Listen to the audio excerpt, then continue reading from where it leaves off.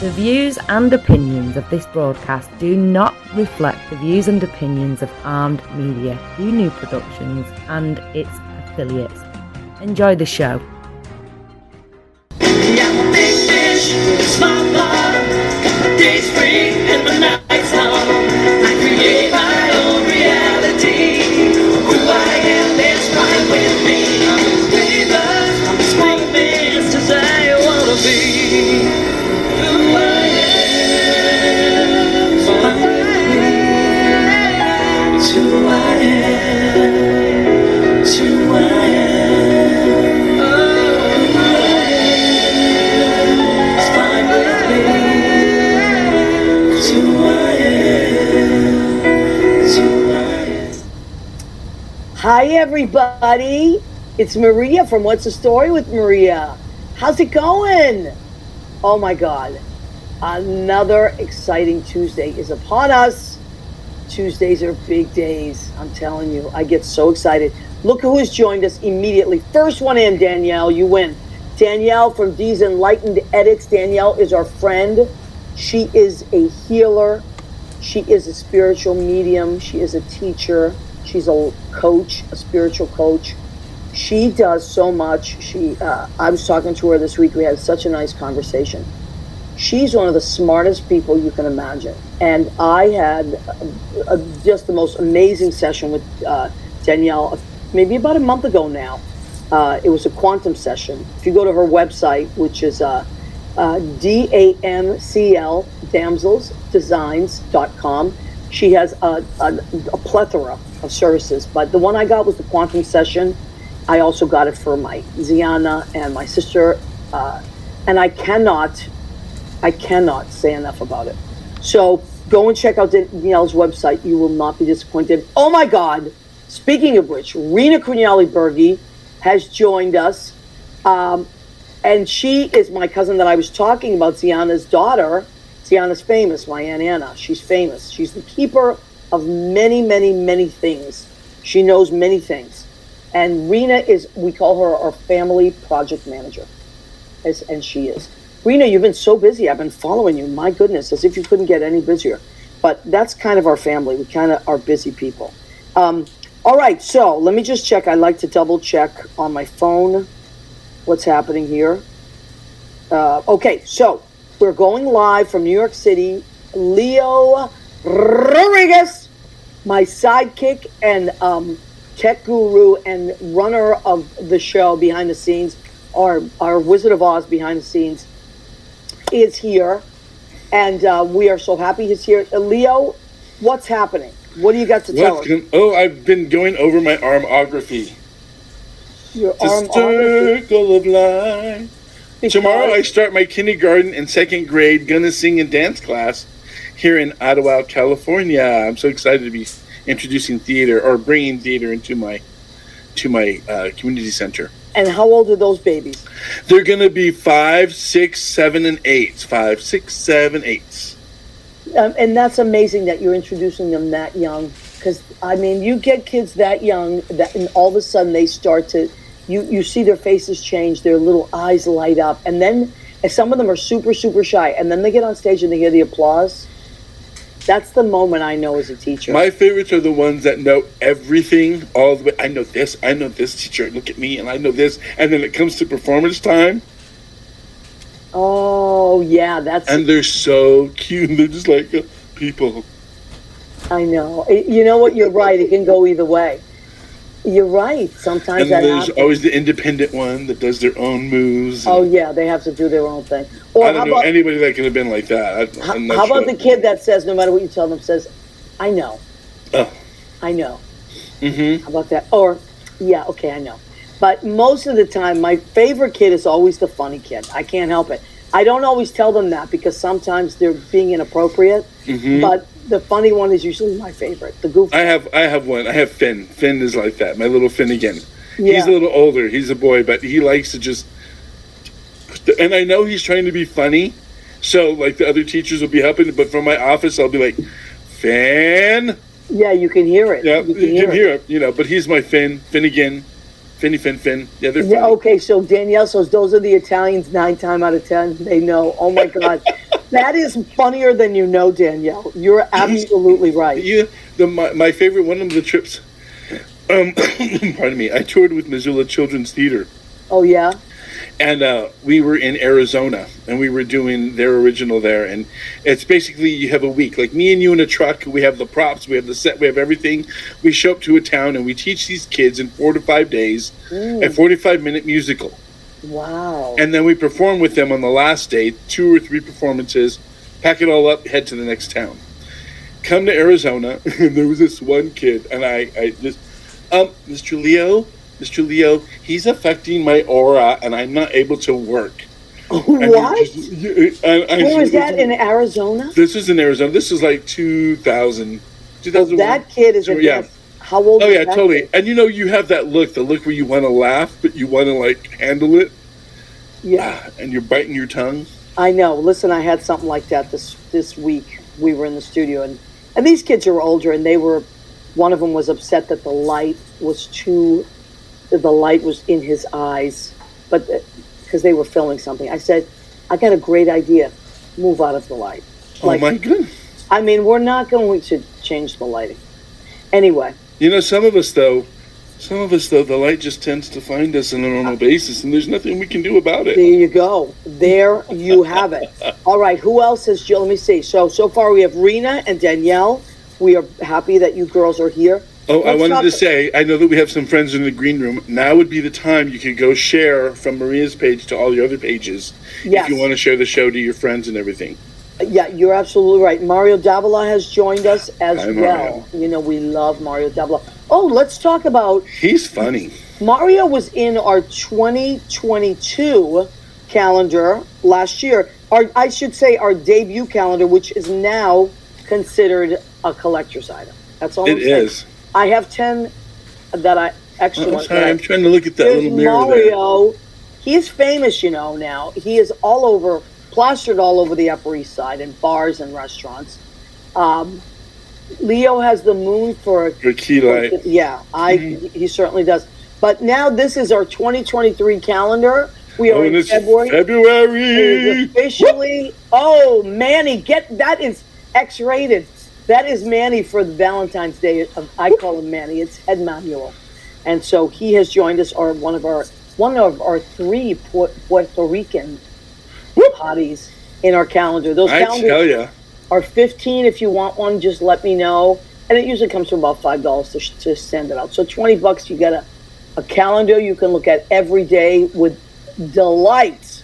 And one of our guests tonight came from 2 people that you know, right?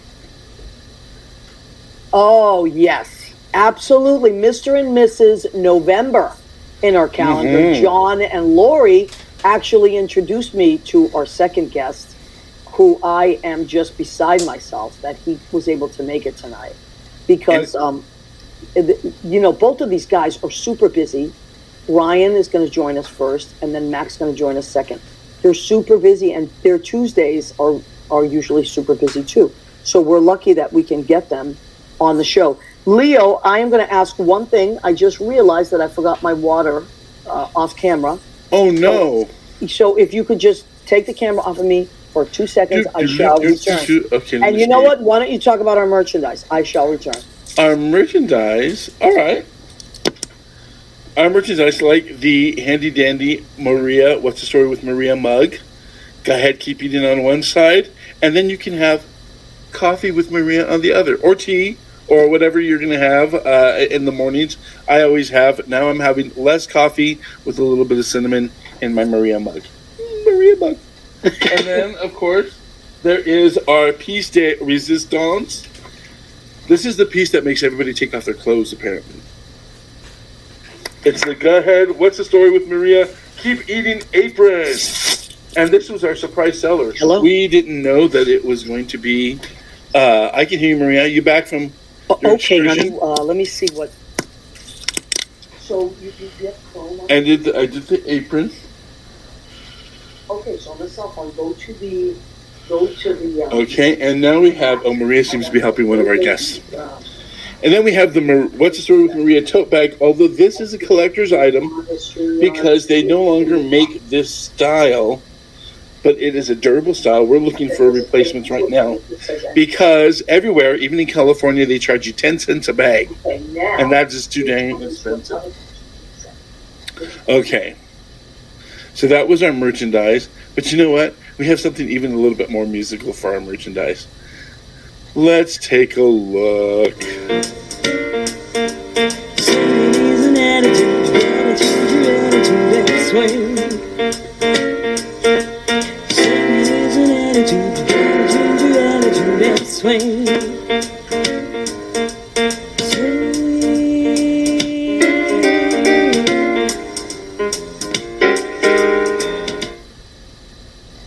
If ever you want any of the items from Maria's collection, the apron or the mug or the 2023 What's the Story with Maria, nothing but the calendar, you can order at what'sthestorywithmaria@gmail.com. And I believe that Maria has taken care of her errands, and she is back. Yes, I am back. Actually, that was Mac on the phone. He's having a little bit of a technical difficulty getting in, so I was trying to help him. If worse comes to worse, he can always call in. But I would love for you to meet him, everybody. Okay, so we have Lori Towers. Oh my God. Hi, Lori. That's right. We just saw you and your honey. We were just talking about you. Yes, because of our calendar, and that was the sexy Mr. and Mrs. November. Because they're Scorpios. Look at them. You talk about that setup. They created an entire that piece is art directed. It is. And if you want to hear these two wonderful people Wednesday nights on WFMU, Sheena's Jungle Room, The Underground. I am a fan. Maria, it's what I do Wednesday nights. I know, honey. I'm working Wednesday night, but what I usually do is a day or two later, then while I'm cooking or whatever I'm doing, then I put it on. Usually when I'm cooking. Yeah. And that's when I enjoy it. It's amazing. I love it. I love the collection of music that they find and put up there. And just some and the way that they combine them. I mean, from punk and rock to some we had some instrumental violinist strings playing the other day. Yeah, just so great. Interesting stuff, right? Yeah, it's beautiful. And then when they talk and they give the history, John and Lori know. That's what I love the best. Me too. I like it all. Sexy voices to go along with that picture. Yeah. But my favorite is like that the education behind it. The music education behind it. I love it. I love it, love it, love it. Can't say enough about John and Lori. I love them. Thanks, Daniel. Okay. Leo did a hell of a job. Yeah, I had to go off camera because I needed my water, but also I was getting a phone call from one of our guests. And we're going to get him on one way or the other. If we can't get him on if it's not coming through because he's coming through on his phone, then we will have him call in. But we'll figure it out. Don't you worry. Don't you worry about it. Anything. Okay. You know, we forgot what we could tell people that they could see us. Oh, yeah. Go ahead. And you can catch us like this right now on YouTube and all of our YouTube channels. We also have Facebook. Oh, my God. Look at that. I love when you do that. Isn't it? Yeah. Like we're a picture really and a picture and a picture and a picture. Yeah, we're on Facebook. We're on my Facebook page, Maria Gentili. What's the Story with Maria Facebook page. We're on Leo's Facebook page. And then we also go live on YouTube. So check us out in any of those formats. Okay. Liz Goldenberg has also joined us. Hi, Liz. Hi, Liz. Liz, I used some of your spices today. Liz Goldenberg has literally brought me spices from around the world. Today, yes. I mean, every time she travels, she brings me something. She's amazing. And Liz, I used some of your Seattle that she brought me from the Seattle market today. I used them in my chicken. Okay. Let's do it. We have we have two amazing guests tonight. My first guest is, I've met him through Sarah Glassman, who we all know and love. And he is not just an amazing performer. I love his voice. It's beautiful. And a sweet guy. But he also is producing a ton of stuff these days. And let's just bring him on and have him tell us a lot about what's happening. Okay, so this is High Glass Productions. He is Ryan Hiers. He is the high of High Glass. Sarah Glassman is the glass part of that. And they are doing so many amazing things. Look at them. The founders of High Glass Productions. It is they have a residency right now in a theater, the Players Theater, which is 115 McDougal Street, and it's the third floor. This is the heart of the village. the heart of Bohemia back in this is where the whole folk movement started in that area. Ryan Hiers, thank you for taking the time to join us tonight, my love. Of course. It's so good to be on. Thanks for having me back. Of course, honey. Now, you guys have done, since we had you on last time, you've done you just keep going and going. You have a residency there. What does that mean to someone that is like, well, what is that, a residency? Is that a once a month? What is it? So yeah, we started our residency about a little over a year ago at this point with the Players Theater, and at this point we're doing a show every 2 months basically, and we've done a Christmas show, a Halloween show there. We're doing our upcoming show, which is February 9th, next Thursday, which is an original works show. So we have all sorts of different thematic stuff that we do, and all sorts of different versions of our performances that we do at Players Theater. Now, you did a Christmas show recently, right? Yes. And that was an original production, right? Yes. So Sarah Glassman, as you mentioned, and Joshua Bennett, somebody who's been working very closely with us recently, came up with a wonderful Christmas show, and it was all original music, all original scripts. I did a little editing for that, but they were the main writers of the show, and it was super cute and a lot of fun. And we actually did 2 shows in one night, which was kind of crazy and exhausting, but it was a very rewarding experience for us. And I if I'm not mistaken, it sold out. So yes, our first show sold out, and the second one was very close to it. That was our first experiment with doing kind of that 2 shows in one night format. So we were happy with that. Yeah. And this particular show that you're doing now is called The Heart of the Matter. It's a songwriter showcase, and you have, I think, like 5. I was looking at the list. I think it's 5 different songwriters, right? Yes. So we have 4 songwriters plus Josh and Sarah, and then we have another vocalist who's joining us to assist with vocals on a musical or selections from a musical that Sarah and myself are writing. So amazing. A number of different people joining us for this.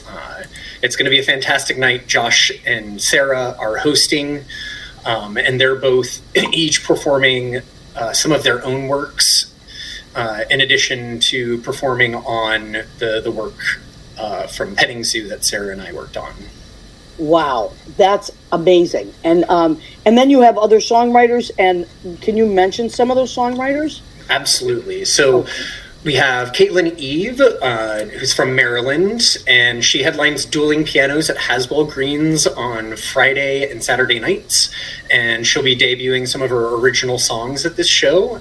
Also, she is somebody that we should thank for being a medical professional that has, suffered through the pandemic.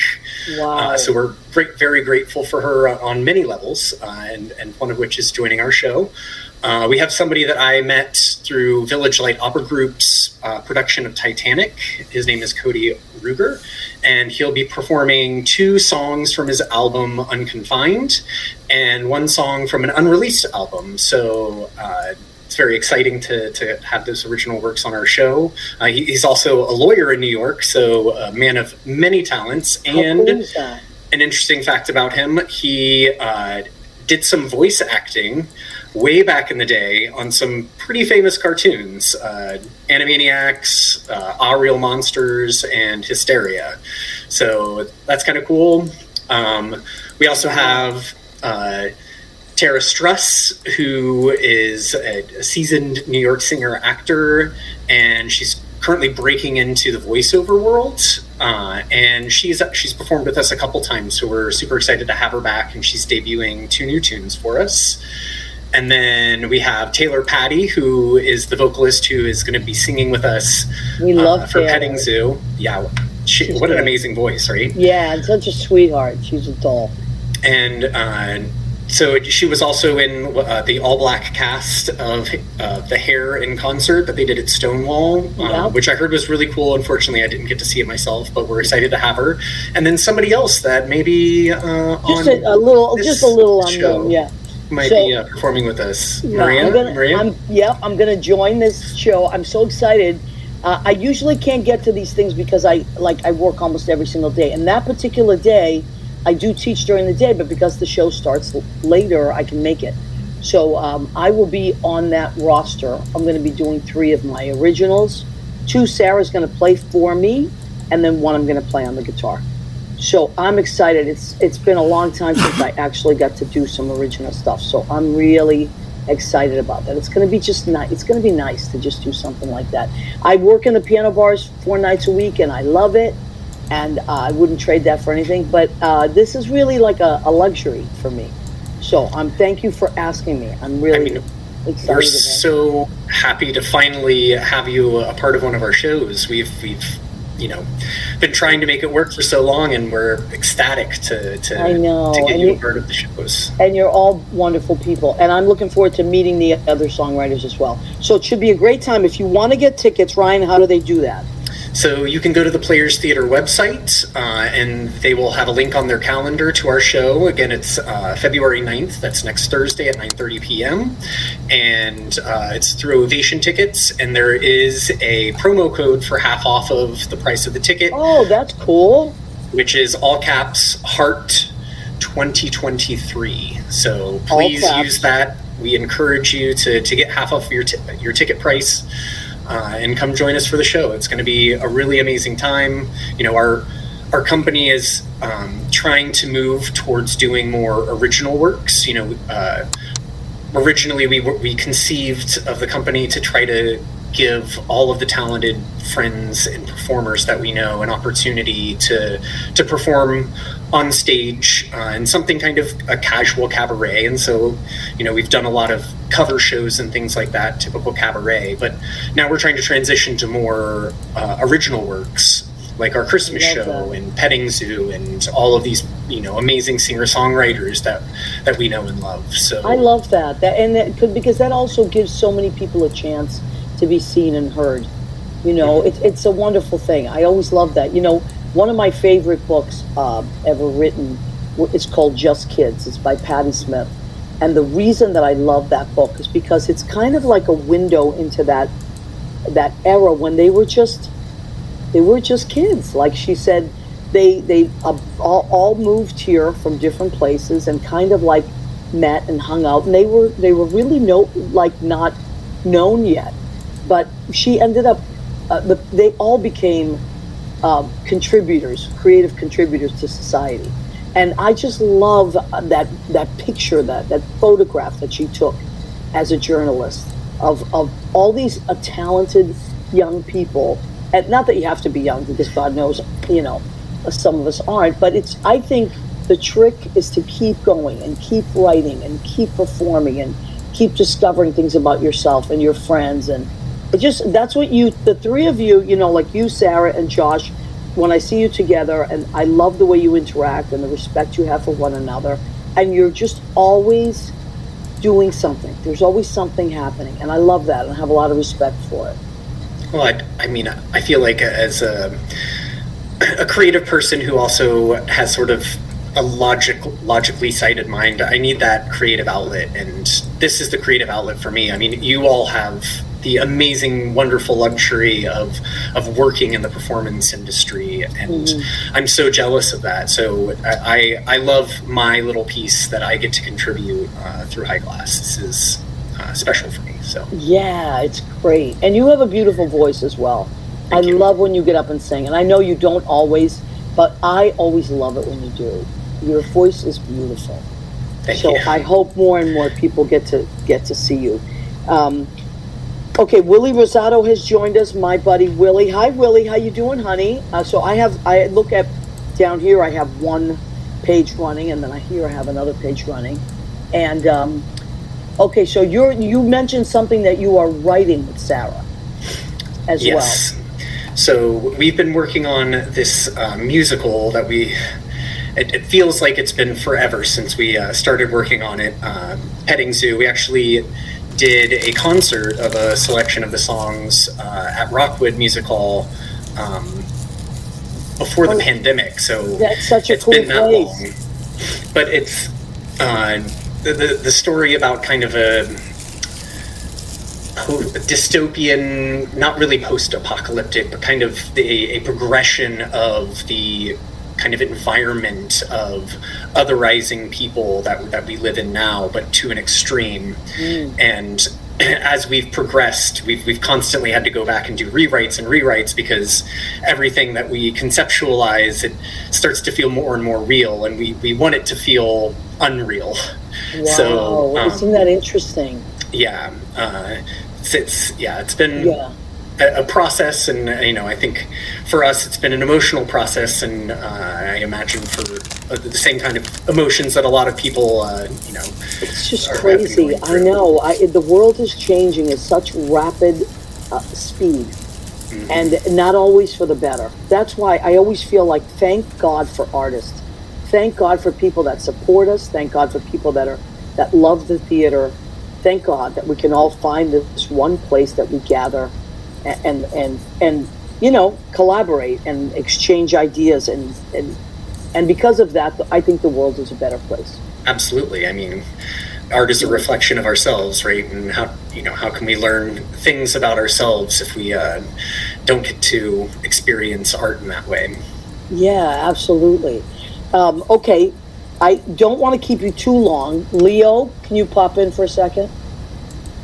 God knows we need our Leo. Hello. What's going on with Mac? Do we have him? Don't see him yet. Okay. What I may end up doing, go ahead, Ryan, what were we going to say? Well, I was just going to say, I feel like with your merchandising, you missed out on some really fun wordplay opportunities. Well, would you mind contributing to that? Absolutely. I mean, I feel like Leo set it up with the cup. It should have been, what's the tea with Maria? Oh. And then the apron should have been, what's the dish with Maria? Oh. And then the tote could have been, what's the bag with Maria? Oh, I love it. Oh, I love this. Anyway. Okay, well, thank you so much. All right, you know what I think I'm going to do? I think I'm going to call Mac, and we can have him come through that way because I think he's having some technical issues. And then if he ends up coming through, but Ryan, don't go too far, because we'll pull you back. We'll pull you back in. Okay, ladies and gentlemen, Ryan Hiers. Am I saying it right? Yes. Yeah. Okay.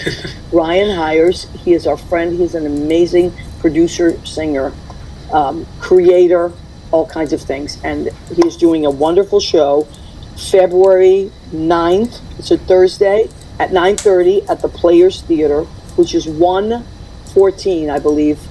McDougal Street, which, by the way, Ryan, I don't know if you know this, but when I first moved here, that's a very special place for me, that building. When I first moved to New York in 1990, that was my first job. I worked at the Cafe Wa, the Olive Tree, and the Comedy Cellar, because it's the same owner. So we just rotated, and that's where I got my New York, oh my God, experience. So that's a very special little block for me. The first time I met Sarah Glassman she was music directing a show at the Players Theater, and I was cast in it, Jekyll and Hyde. How cool is that? So that's where you met. A lot of history between all of us at that specific location.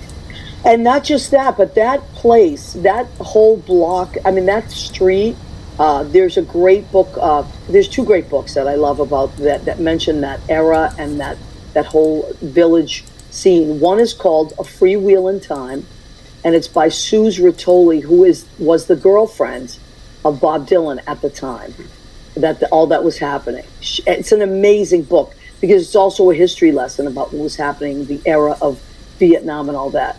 So A Freewheelin' Time, I can't say enough about that book if there's readers out there that really like cool history stuff. And then there's another book called The Mayor of McDougal Street. And that is about just the folk era and what was happening. And it's from another point of view. I can't remember, I have it up there somewhere. I can't remember the author, but it's from another person's point of view about the same era. Very, very interesting take on same bands that were happening in the village scene, but it's such a great history lesson. So that particular street is storied, and I'm excited about that. So, okay, if you can hang out. I'm gonna call Mac and trying to get him on. Well, you call Mac. Why don't I introduce some of his music? Okay. To the rest of us. He is a trumpet player, if I'm correct, a horn player, I know for sure. Oh my God, he's one of the greatest horn players that ever has lived, if you want my opinion. And I'm not exaggerating. So let me call him and get him, make sure I can get him here, because poor Mac, I don't want him to. Meanwhile, for our listeners and our watchers. Hi, Mac, I'm going to bring you in through the phone, okay, honey?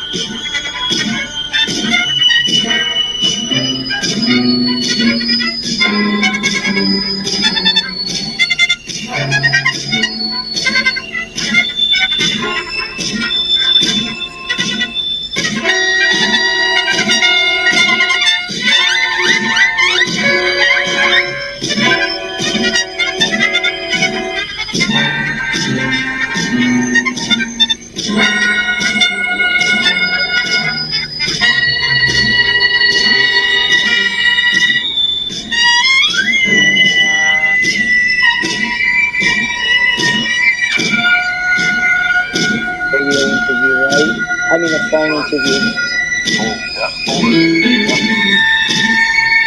Yeah, I love it. I've been listening to your stuff all day. I mean, for days now.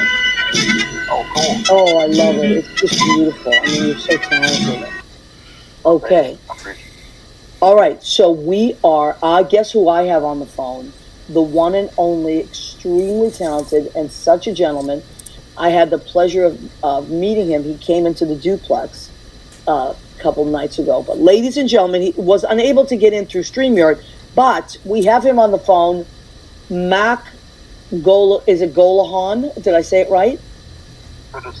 Okay, that's how I've been pronouncing it. Mac Gollehon is not just a gentleman, not just an extreme talent, but constantly on the move, constantly working. Right now, he's a new album out. It's called The End is the Beginning. And I love it. And guess what I have on right now, Mac? I have your T-shirt on. I have my Mac Gollehon T-shirt on because I got one. Mac. Look at that. Yes, he actually delivered it to me. So now, I mean, I'm sure you get this all the time, but I was going over like just the battery of stuff that you've done. And okay, so let me just tell everybody who Mac is. Not only is he a gentleman, a sweetheart, and an amazing musician, he has played trumpet on over 200 gold and platinum records. That includes David Bowie. He's worked with David Bowie, Duran Duran, Grace Jones, Billy Ocean, Sheena Easton, Hall & Oates, Blondie. And when you were telling me at the duplex, this blew my mind. Hector Lavoe. Right. Yes, Hector Lavoe. So now I said to you, because we were talking about Boston in the 80s, right? Uh-huh. And Sure were. now you must have been so young and playing with these big names. Yeah, I was. I started school a year early, actually. I think, 16, and when I went there. And I ended up, my first gigs I ended up doing, as I told you, were in the Combat Zone in Boston. And that was like the strip clubs and burlesque, whole burlesque scene and all that. And I've told several people before, it was just, some of these bands were just absolutely amazing. I mean, every night was like playing with a Jimmy McGriff record or Jimmy Smith or, these kind of guys. And every day was like, every record they piped it out to the street with 2 microphones they had on stage. And it actually sounded like a Blue Note record. '60s. You know, every night was like that. Yeah, and that's one of my favorite eras of music. Like just, and my dad was a huge, still is, but back then I remember him going to a lot of those clubs. You know, coming home. I remember the matchbooks because, you know, back then everywhere you went, you got a matchbook. Everybody smoked. Right. There was Jerome's Naked Eye. There was the Intermission Lounge. There was the 2 O'Clock Lounge. Yep. All of these places, and each one of them had like all day long. It'd start like at noon, and they would have the bands taking shifts like 6 hours at a time, like 3 hours, you know, each or 4 hours each, and they were long sets, so you really had to get it together fast in that situation. So you started. I mean, I was reading that you started off as a blues guitarist, though, right? Not a trumpet player. Is that right? That's true. I started with guitar, and I took a trumpet lesson with my father. And was your dad a trumpet player? He was a trumpet player also. Yeah. Wow. I took one lesson with him when I was about 8 years old or something like that. And I took the horn apart, and he said, "Okay, see if you can put it back together now." I couldn't put it back together, but I was good at taking it apart. And so I just went to the guitar, and I forgot about the trumpet for a couple more years. And after that, I tackled it again. Of course, I was playing woodwinds. I was playing clarinet, saxophone, you know, all kinds of. I was playing everything there was really that I could get my hands on. Right. And that was basically it. That's how I got started. And then started playing the trumpet. But all along, I was playing guitar up until about the age of 14 or 15. And one night I was playing, and things were going really well. And I was playing at a moose lodge, somewhere in Southwest Virginia. Yeah. And Chet Atkins came in. Chet Atkins, wow. He walked in, and he got up on stage and absolutely ripped me to shreds, right? And then it was like, but he was cool, you know, he was polite, but not overly polite. He just got up and, you know, "Can I borrow your guitar?" And he played. It sounded great and just amazing. And then I told my father that night, like I was about 13 or 14 then, I guess. And I said, "You know what?" I says, "I'm not going to get to that level. I can't imagine that getting up to that level." And I said, "Man, he really tore my ass up, didn't he?" Wow. He said, "Yeah, but look at it this way. He thought you were important enough to get up there and do that, you know?" Yeah. It wasn't just like he was showing off. He was there to show a point. And you were, but wait, let's go back. You said you were 13. That's how good you were at 13. Right. I mean, that's incredible. I was doing pretty well with it. I mean, the way I would learn in those days, I would just listen to somebody and try to sound like them until I could do it. And I did that with Jimi Hendrix. I did that with Michael Bloomfield, Buddy Guy. I mean, anybody could get a record out of, I would do that. Wes Montgomery, then it became later on, and then Joe Pass with the jazz guys. And then at around the age of 14, or maybe closing into 15, I was getting busy enough on trumpet, getting really busy on trumpet that I didn't have time to keep doing all of it. And then after a while, you lose your calluses, you know, you lose your toughness. And I just eventually let it slip. You know, but I still occasionally play guitar, maybe on a record date or something. If it's something I can handle, you know, just one of my own things, or somebody that's a friend or something. Now, people, you know, don't realize that you know Mac even though you don't know Mac. So you may say, "Oh, who's that?" Mac, you played on David Bowie's album.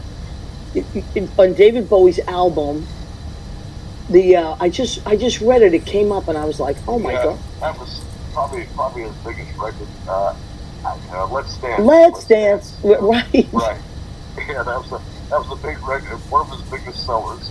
And that's horn heavy. Like, yeah. You remember that because of the horns. Sure, yeah. I had a solo and an introduction of that thing, and then a couple of lines, made up some parts on some lines, threw some things together as a collaborative issue, and then I came up with one or two things here and there.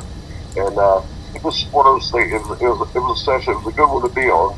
And as he said several times, I saw him. He told me that record was the best thing and the worst thing to happen for him. Really?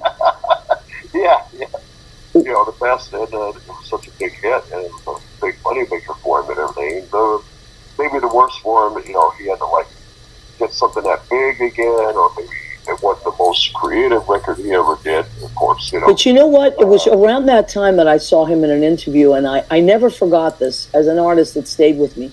He said, somebody asked him what his favorite album was, and he said, the next one I'm working on, always. That he never rested on his laurels. He always wanted to be creating the next great thing. And, because that was a great album, and the fact that he would think, I don't...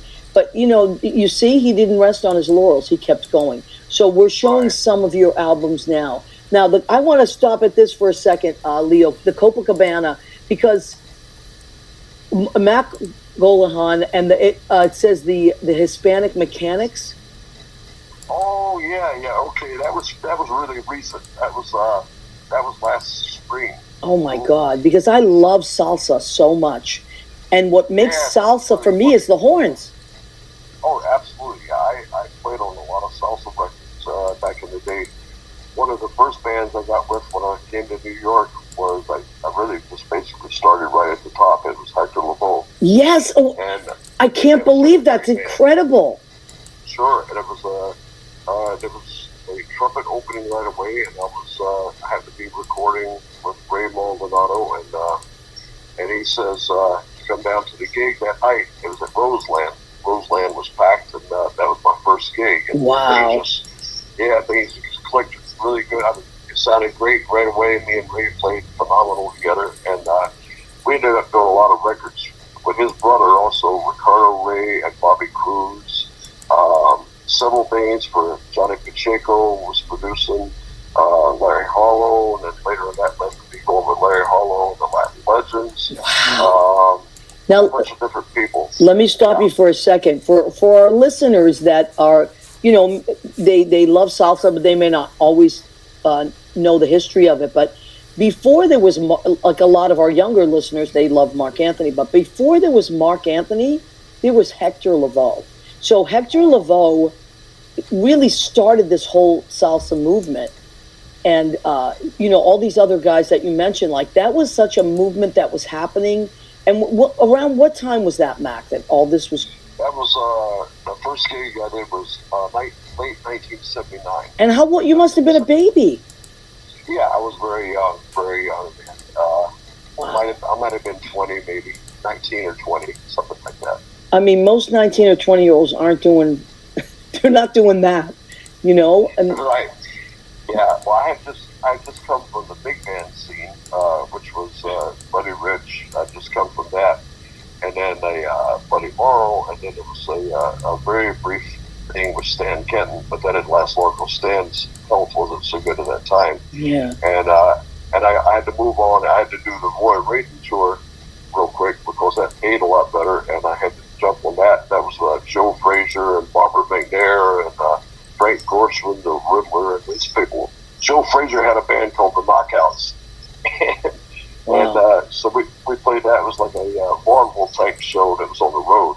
And I was bouncing back and forth. Then I came to New York, and that was the first thing I landed in was Hector Lavoe and then Ray Barretto's band, back and forth. But Hector had a whole lot more gigs than Ray did at the time. And it was like a bad boy band to be in. It was a lot of fun. Oh, I can imagine. And there's actually a great movie called El Cantante, which is Mark Anthony actually plays Hector Lavoe, right. And Jennifer Lopez plays his wife. And actually, I didn't know much about it, but that's how I discovered Hector Lavoe. Well, I discovered Hector Lavoe right before that, but that's why it sent me to the movie. But if you have time, folks, actually check out that movie, because you will see that the birth of salsa was really Hector Lavoe. It's really cool. The real life story was much more intense even than that movie. Wow, I can imagine. Yeah, it was much more intense, much more personified. I can imagine. Now, I also noticed that on one of the albums, I'm trying to remember which one it was, you also did arrangements, right? You were also arranged? Yeah, I did quite a bit. And at the same time, the salsa thing was happening too. I was also doing just as many or more, probably more, a lot more really, of the soca scene, the calypso soca. Oh yeah. I was doing that too as well, and that must have been during the '80s. I must have played on at least, I'd say, around 300 of those records too during that time. It was Mighty Sparrow, it was Arrow. Remember Hot, Hot, Hot? Yeah, of course. Yeah, and that, and the horns on that thing, which became a very, very distinguishable sound, and that led the way to a lot of other records: Mighty Sparrow, Calypso Rose, Designer, Beckett, Lord Nelson, Crazy, and Crazy was Crazy. Yeah. And just all these different guys. Yellow Man was one guy. Then later on, it was David's brother. Later on, these people. And all these recordings were done in Brooklyn. Charlie's Records, Charlie's Calypso City. He's had a restaurant. He had a record label. Straker had a record label, and they were all done in Brooklyn. So it was an enormous amount of stuff that was going on there. But then at the same time, I was doing. I just got to New York, and I was doing a lot of recording also. And there was a friend of mine who kept trying to get me to do these disco records. Want to play on disco records, and I didn't want to do it.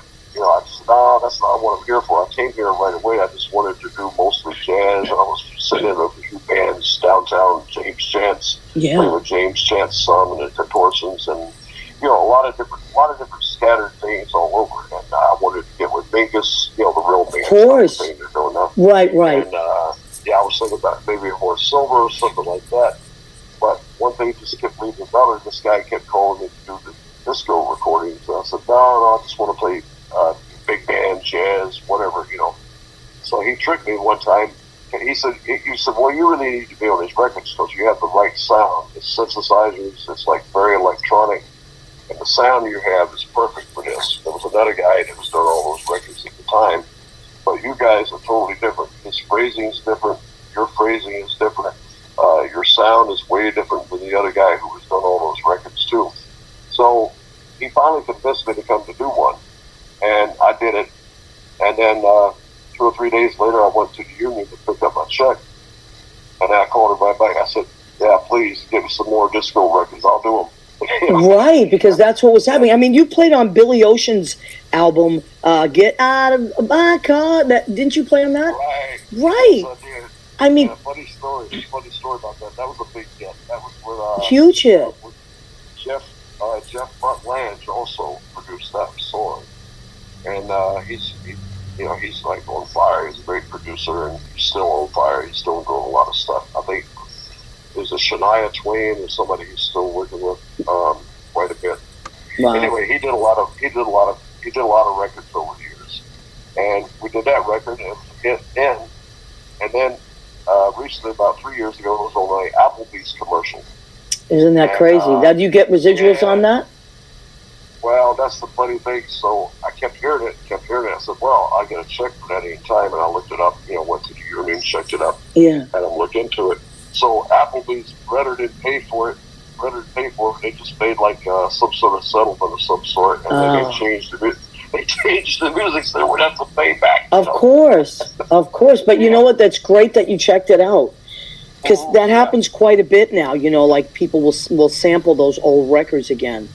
Sure. So you work with Sheena Easton, Hall & Oates. I couldn't believe it. Now, let's talk about your upcoming show, because the problem with this... Yeah, go ahead. Hall & Oates was a really important record there, I thought, was the one we did, Hall & Oates Live with the Temptations at the Apollo Theater.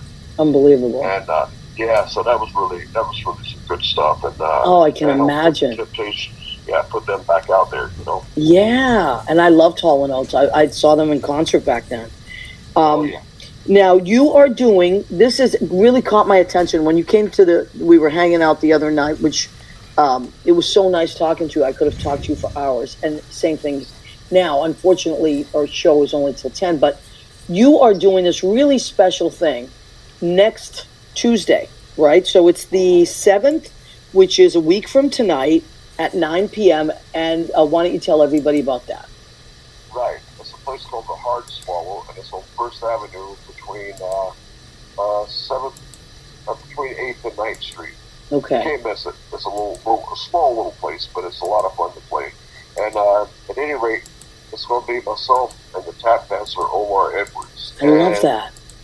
Yeah, Omar's a great tap dancer, and we started doing work together around 2010. And we had we had steady gigs constantly at the Cotton Club uptown. Incredible. And, yeah, so that went on from 2010 to maybe just about 2019, 2020, wherever everything kicked in with the COVID thing. Yeah. And so it went on up until just a little before that. It started slowing down a little before it. He got busy, and I got busy. We were doing other stuff. But for a solid 9 years, so we had a really good rapport together, working together. That's incredible. Right. So as a result, we really developed quite a bit of repertoire from that. And we did other gigs on the side other than the Cotton Club. Wow. So over the years, we put together a lot of different tracks and things, and it's a really very, very powerful duo, and some really interesting stuff. It's got a high intensity level to it. Oh boy, Subtleties. I can't tell you guys how special this show is going to be, and you should really look into it. So, so the Hard Swallow, it is on First Avenue. Let me see. Between 8th and 9th Street. Between 8th and 9th Street. The show starts at 9. Omar Edwards is a tap dancer. Mac Gollehon is the trumpet player. And the show's coming to an end. So because it's a short show. But Mac, I'd love to have you back on at some point. Absolutely. And this time we'll work it out so you can actually zoom in. But please do yourself a favor and just follow Mac. You can either Google him or go to his Facebook page. He is always doing something amazing. He's worked on so many great things. But most importantly, Mac, I'm all about energy when I meet people. You are such a gentleman. You have you just have a beautiful, lovely energy. You're so easy to be around. And guys, do yourself a favor and go and check out Mac. It's going to blow you away. How talented, seriously. And I follow you, and I love your stuff. And your last album, the newer album, The End is the Beginning. Mm-hmm. That sounds like a scoring of a movie. It's really intense, and it evokes a lot of emotion and a lot of feelings. And then you go back and you listen to Mac. You have so many different styles, and you've contributed to like if the listeners just look Mac up, you're going to realize that Mac has been in your life for years musically, and maybe you didn't know his name, but you knew his horn, and you're going to remember that. It is an enormous output of work. Yeah, I mean, over 200 records. Come on, that have Grammy nominated. Give me a break. Right. Nobody's doing that. Nobody does that. Total over 3,000 total now. 3,000 total. Unbelievable. All right, Mac, I can't thank you enough. And we will have you come back, and everybody go and check out Mac at the Hard Swallow on February 7th. That is a week from tonight. And Mac, next time we'll get you to zoom in, okay? Absolutely, Maria. Thank you very much. Thank you so very much. You too. All right, good night. Later. Wow, I wish we could have got him on, because he's such a, although you see how much information he has? Yeah. It's just endless, because he has this history, this just on and on and on of people he's played with, but he's just such a great guy.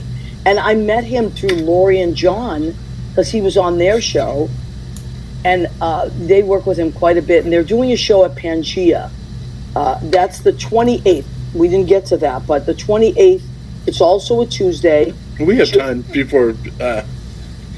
Yeah, John. Yeah, we'll talk about it. But John and Lori and Mac are going to be doing a show at Pangea with spoken word and all kinds of stuff. Ryan, thank you for coming back on.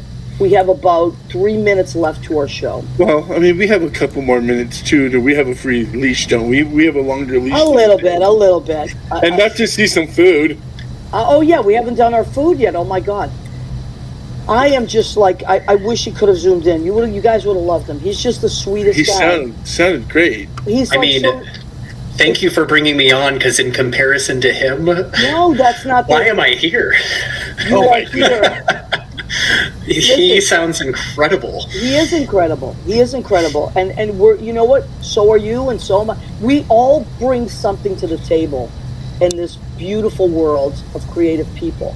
And we find each other, and we are drawn to each other, and that is what matters. What matters is that we continue to create art. We continue to put it out there, and people continue to support us. So even if you may not be an artist, but you are watching the show, you come to our shows, thank you 1,000 trillion times for supporting the arts. That's what it's about. I mean, we put out the music. It has to go somewhere. It does have to go somewhere, right? But seriously, look him up, because it's going to blow your mind. You're like, oh my God!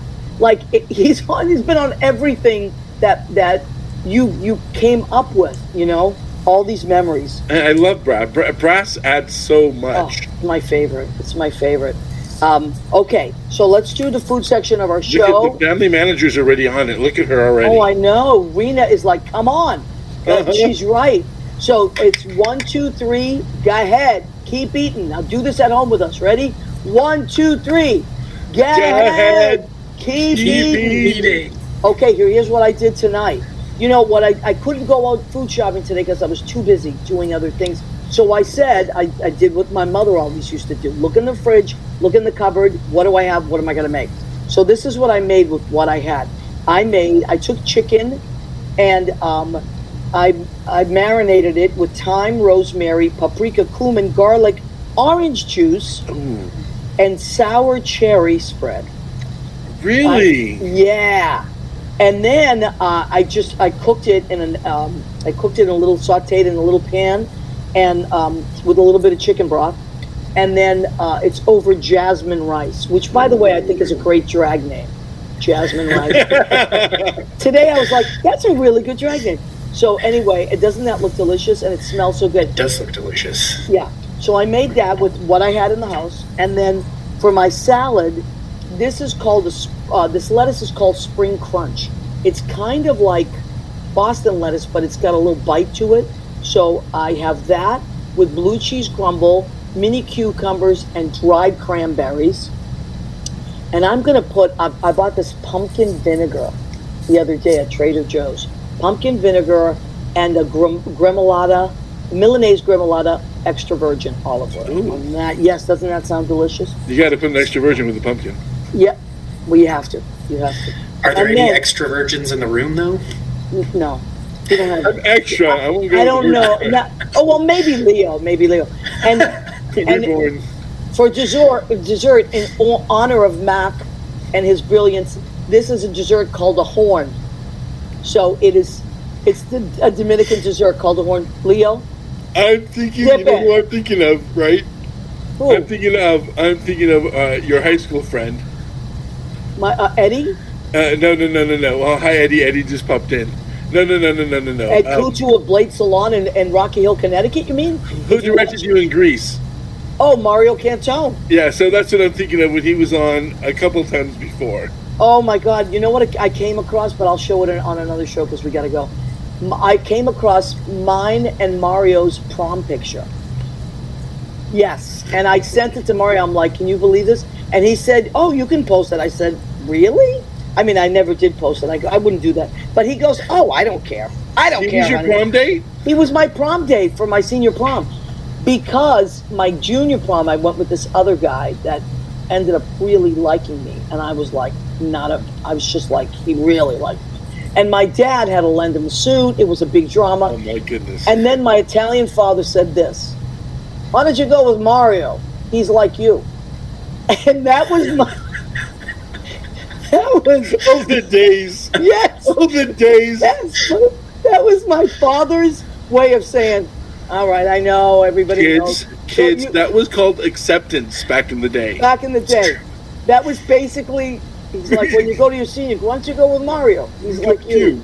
And that was so. Mario and I went, and we I gotta had so hear much those fun. stories. That's gotta be a whole episode. Oh, that was. Oh my God. But anyway, I love Mario. He's my buddy. He's been my friend since high school, and he's doing amazing things. We'll have Mario back on the show really soon.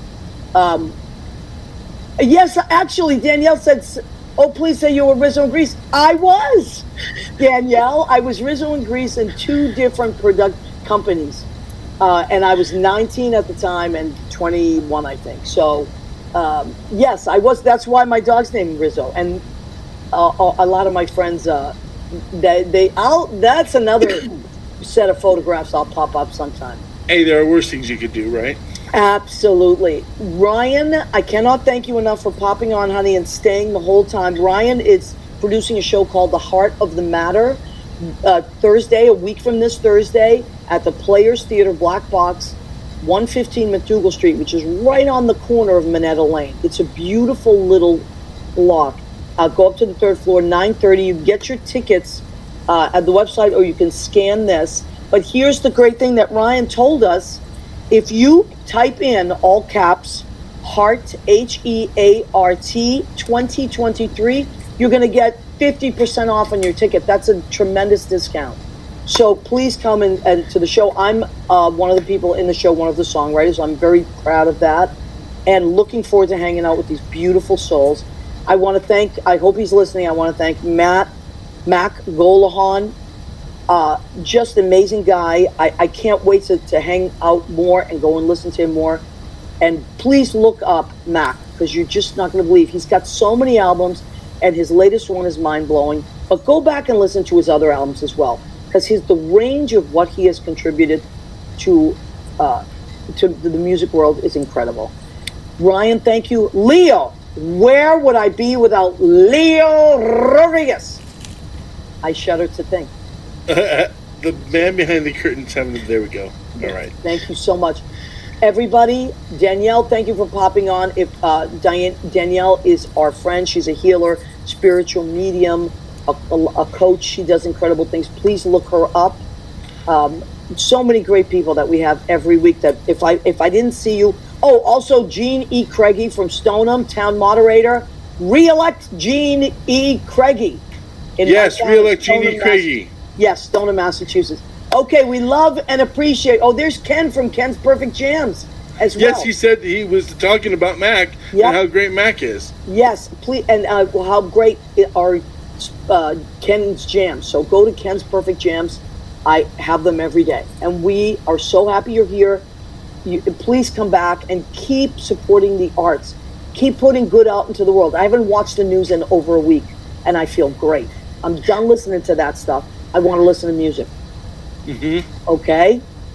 Leo, thank you. Ryan, thank you. Thank Matt, you both so much. And we'll see you soon. We'll see you next Tuesday, right here. Same bat channel. Thank you, Leo. I'm the batty one.